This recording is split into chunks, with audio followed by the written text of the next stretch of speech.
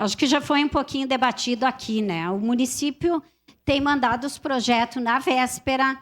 Pessoalmente, nós não conseguimos sequer ler o projeto, lemos bem na corrida ontem à noite.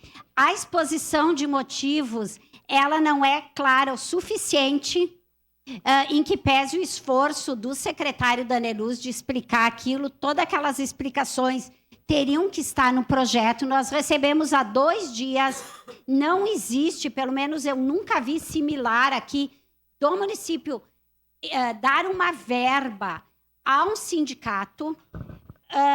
Nós também entendemos que existe uma possibilidade de algum erro que nós precisamos estudar com atenção.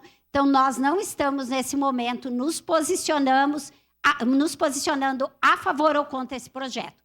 Nós apenas pedimos 3 dias para analisar com calma, para entender com calma, para que isso seja explicado e nós possamos votar com responsabilidade.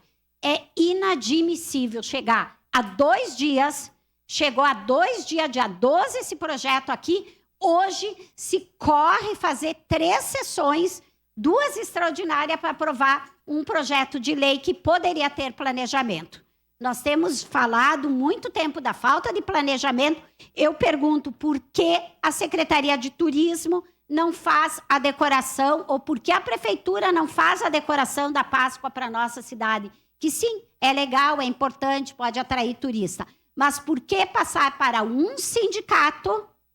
E olha, quem fala aqui é uma defensora de sindicatos, tanto de patronais como de trabalhadores. Mas por que passar uma verba para um sindicato, para uma decoração? Nós não entendemos o porquê e solicitamos encarecidamente que os colegas votem a favor desse pedido de vistas para que a gente possa fazer esse debate com mais responsabilidade. Obrigada.